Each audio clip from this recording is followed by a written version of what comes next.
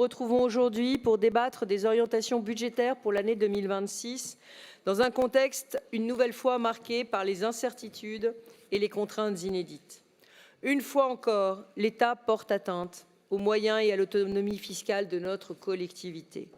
Après une ponction de plus de 130 millions d'euros en 2025, qui nous a obligés à des coupes budgétaires douloureuses, ce sont près de 180 millions d'euros de recettes que le gouvernement prévoit de soustraire à la région en 2026.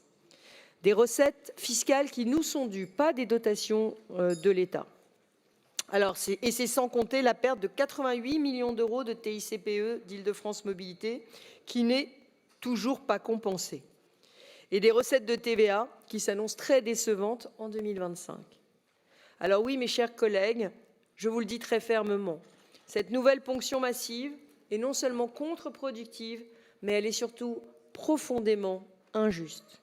Elle est injuste parce qu'aucune autre région de France ne contribue autant que nous à la péréquation et à la solidarité nationale. Depuis 2013, la région Île-de-France a contribué à hauteur de 97% de la totalité des fonds reversés aux autres régions. 97% uniquement sur nos épaules. Le manque à gagner est énorme. C'est 1,1 milliard d'euros pour l'Île-de-France et pour la mandature.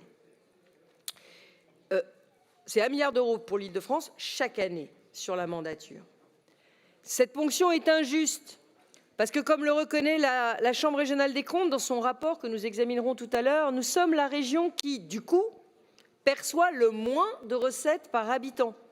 328 € par habitant et par an, soit 100 € de moins que la moyenne des autres régions françaises.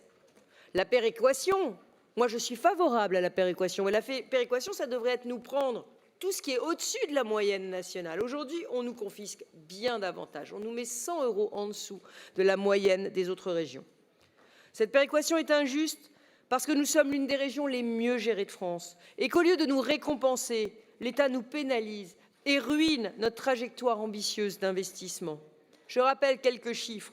Notre taux d'épargne brute, qui permet l'autofinancement des investissements, atteint 24,7% en 26. C'est 5 points de plus que les autres régions. Ça veut dire qu'on économise sur notre fonctionnement pour pouvoir se payer nos investissements. C'est le contraire des autres. Nous sommes la région qui a le moins de dépenses de fonctionnement par habitant. Nous avons fait des économies colossales depuis 10 ans sur le fonctionnement. Nous sommes une des régions qui investit le plus dans l'avenir. Aucun de ces critères n'est retenu pour nous aider.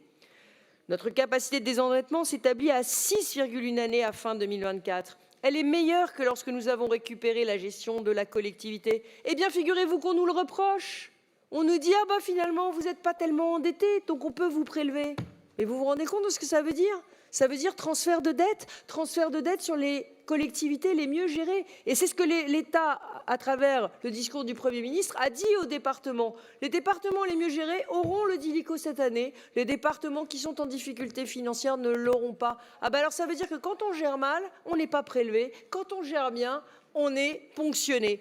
C'est totalement injuste. Nous avons fait la chasse à tous les gaspillages et en 2026 encore, nous allons baisser de près de 3% nos dépenses réelles de fonctionnement. Alors oui, cette nouvelle ponction est injuste, mais elle est injuste surtout pour les Franciliens parce que nous sommes la région de toutes les urgences sociales et territoriales. Nous sommes la région de toutes les urgences écologiques. Nous sommes la région la plus jeune de France métropolitaine. Nous avons le 2e taux de pauvreté après les Hauts-de-France. Nous sommes le 2e désert médical français. Nous accueillons un étranger sur 2 qui arrive sur le territoire national avec les enjeux d'intégration et d'éducation que ça emporte.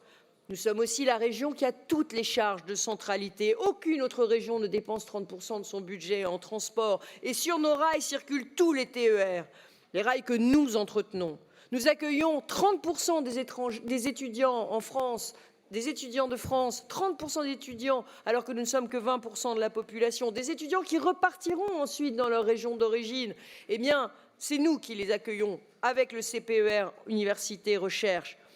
Nous sommes une région où on construit 30 000 places supplémentaires pour accueillir les lycéens, quand mes collègues des autres régions ferment des lycées. Est-ce que c'est normal qu'on ait moins de ressources pour cela? Alors, je résume. On nous demande de faire plus que les autres avec moins d'argent que les autres. C'est ça qui est totalement injuste. Alors aujourd'hui, je le dis clairement, l'État doit retrouver la raison. C'est à lui de remettre de l'ordre dans ses comptes, plutôt que de s'attaquer à ce qui marche et d'asphyxier ceux qui font encore tourner le pays. C'est à l'État de s'attaquer à sa propre bureaucratie qui nous coûte des milliards d'euros chaque année. C'est à l'État de se serrer la ceinture plutôt que de serrer celle des autres. Alors j'en appelle solennellement à tous les présidents de groupe de cet hémicycle pour nous aider à faire front commun, une fois n'est pas coutume, pour faire évoluer le projet de loi de finances actuellement débattu à l'Assemblée. Nous avons porté des amendements essentiels. J'ai discuté avec Amélie de Montchalin, la ministre du Budget, qui est très sensible au sujet que nous portons, mais qui malheureusement n'est pas décisionnaire sur ces critères de bonne gestion. Il faut faire évoluer le projet de loi de finances actuellement débattu à l'Assemblée. Nous portons des amendements essentiels pour défendre nos marges de manœuvre. Cette mobilisation collective est indispensable pour garantir l'avenir de notre territoire, la qualité de vie de nos habitants, mais aussi le soutien aux communes, nos partenaires de toujours. Et je voudrais remercier Amélie de Montchalin parce que, à l'Assemblée nationale, elle s'en est remise à la sagesse des députés sur le vote d'une taxe compensatoire pour Île-de-France Mobilité.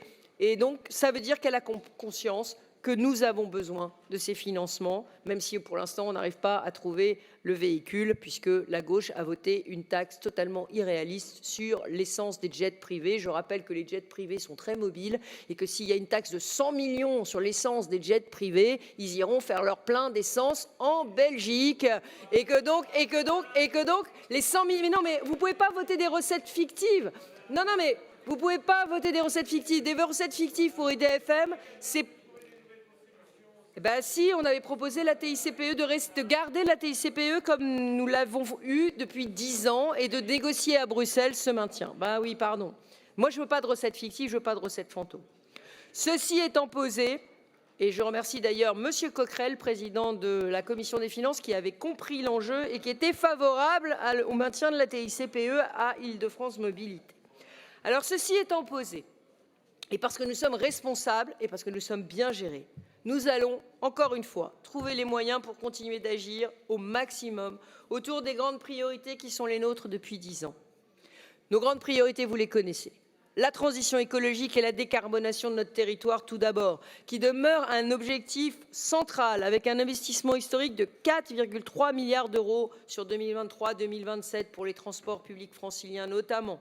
Alors oui, nous poursuivrons la modernisation du réseau, le T1 à Montreuil, le T13 à Saint-Germain-Poissy-Achères, l'interconnexion Brivilliers-Champigny, le RERC, le développement des mobilités douces, l'accélération de la transition écologique avec l'ambition de réduire de 26% les émissions de CO2 entre 2019 et 2030. Je vous réinvite tous d'ailleurs le 4 décembre prochain à un dîner autour des scientifiques du GIEC à l'occasion des 10 ans de l'accord de Paris. La jeunesse francilienne restera évidemment au cœur de notre action.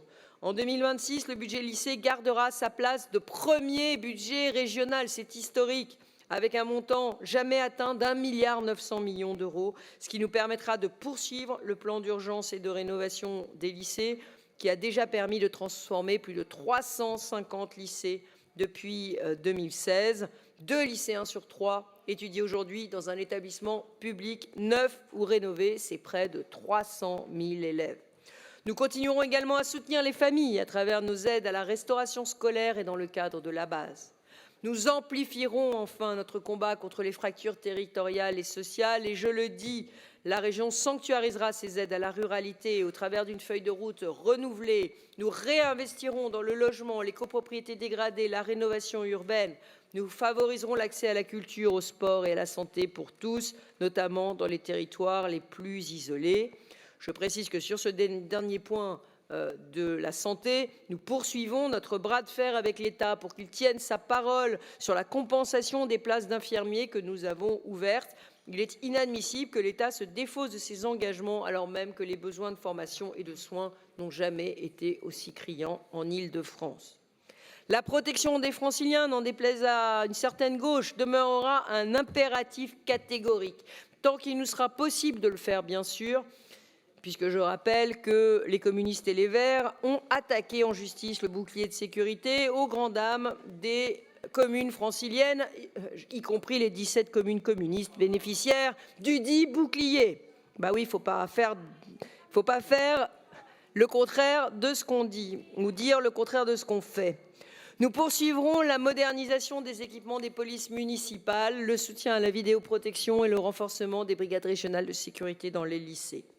Enfin, la région continuera de s'engager résolument pour le développement économique et l'emploi, qui sont la base de toute cohésion sociale, en accompagnant les filières franciliennes stratégiques, l'aéronautique, la santé, l'IA, les green tech, et en accompagnant les entreprises et les secteurs en difficulté comme l'automobile, nos artisans, nos agriculteurs franciliens face aux mutations de l'économie. Nous soutiendrons l'innovation avec un nouveau fonds pour la santé des femmes, le fonds Femtech qui est unique en France, mais aussi nous soutiendrons toujours avec un investissement inédit la recherche et l'enseignement supérieur, avec près de 60 millions d'euros à nouveau mobilisés dans le cadre du contrat de plan État-région. La formation et la montée en compétences de nos jeunes dans ce cadre est un levier essentiel pour l'avenir du territoire. Alors vous l'avez compris, depuis 2015, nous avons fait le choix du sérieux budgétaire et de la bonne gestion.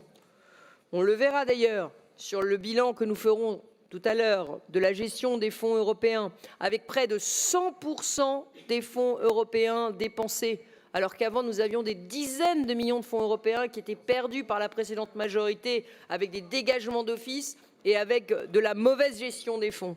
Cette exemplarité nous permet aujourd'hui de préserver notre capacité d'investissement. Mais pour combien de temps encore? Pour combien de temps encore?